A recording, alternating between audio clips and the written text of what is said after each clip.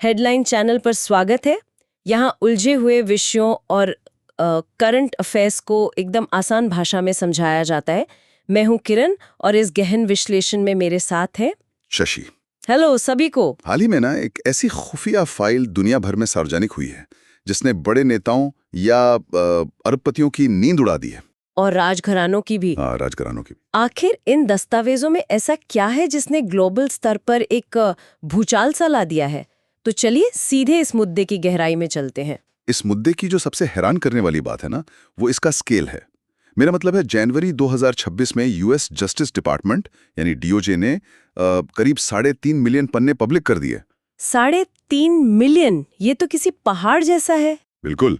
और इसके साथ हजारों वीडियोस भी हैं। ये सारी डिटेल्स जेफरी एप्स्टीन की जान से जुड़ी हैं जो सालों तक बंद थीं और अब अचानक से सबके सामने आ गई हैं। और इन पन्नों के बीच से जो नाम निकल कर आ रहे हैं उन्होंने सबका ध्यान खींचा है, जैसे डोनाल्ड ट्रंप हो गए, बिल क्लिंटन या ब्रिटेन के पूर्व प्रिंस एंड्रू। इलॉन मस्क का नाम भी इन दस्तावेजों में शामिल है। सही कहा। लेकिन आगे बढ़ने से पहले यहाँ एक बात बिल्कुल साफ करनी होगी।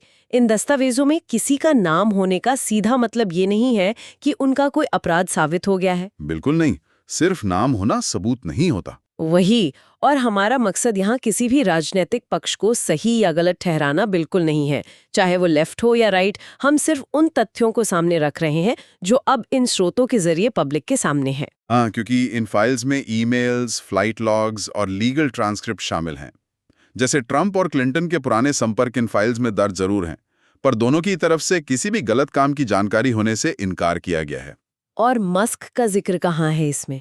उनका जिक्र 2012 और 13 के कुछ ईमेल्स में है, जहां आइलैंड पर जाने की बात हुई थी।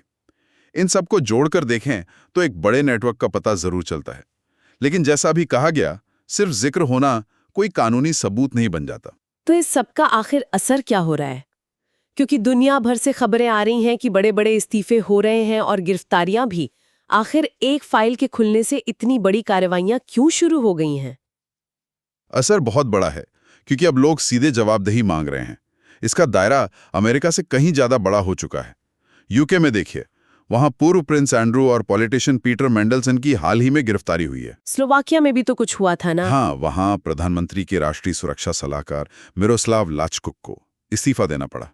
यहां तक कि कई बड़ी यूएन चैरिटीज में भी इस्तीफे हुए हैं।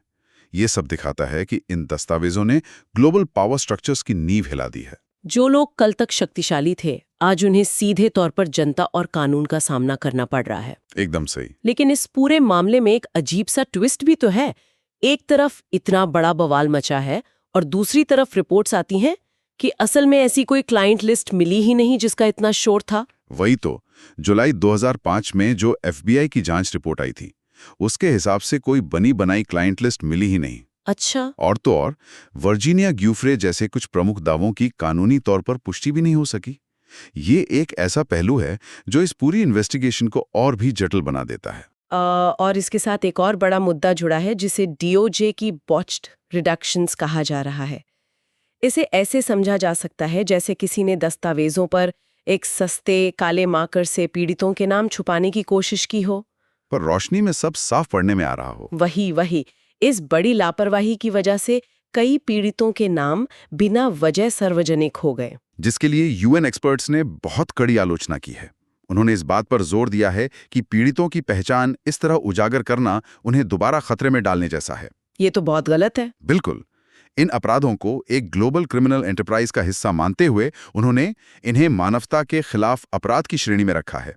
ये सिर्फ दस्तावेजों की गलती नहीं है, ये सिस्टम की बहुत बड़ी चूक है। इस पूरी चर्चा को समेटा जाए तो एप्स्टीन फाइल्स ने दुनिया के सबसे शक्तिशाली लोगों के एक छिपे हुए नेटवर्क की असलियत तो सामने ला दी है, लेकिन साथ ही कानूनी व्यवस्था और पीड़ितों की सुरक्षा में कितनी बड़ी खामियां हैं ये भी पूरी तरह उजागर कर दिया है। इसका सीधा मतलब ये है कि दस्तावेज खुलने के बाद भी असल इंसाफ और सुरक्षा के बीच का फासला अभी तय करना बाकी है। एकदम सही कहा। और इसी पर एक आखिरी सवाल छोड़ते हैं। क्या इन विशाल जांचों और खुलासों से भविष्य में सचमुच शक्तिशाली लोगों की कड़ी जवाबदेही तय होगी, या फिर सच्चाई हमेशा के लिए इन्हीं करोड़ों पन्नों के ढेर में दबकर रह जाएगी? ये सोचना जरूरी है। खैर, इस गहन विश्लेषण को यहीं विराम देते हैं। नए विषयों पर ऐसी ही दिलचस्प जानकारी के लिए हेडलाइन चैनल के साथ जुड़े रहें। रिव्यूज में विचार जरूर शेयर करें और आगे की चर्चा के लिए नए टॉपिक्स के सुझाव भेजते रहें। जुड़ने के लिए धन्यवाद।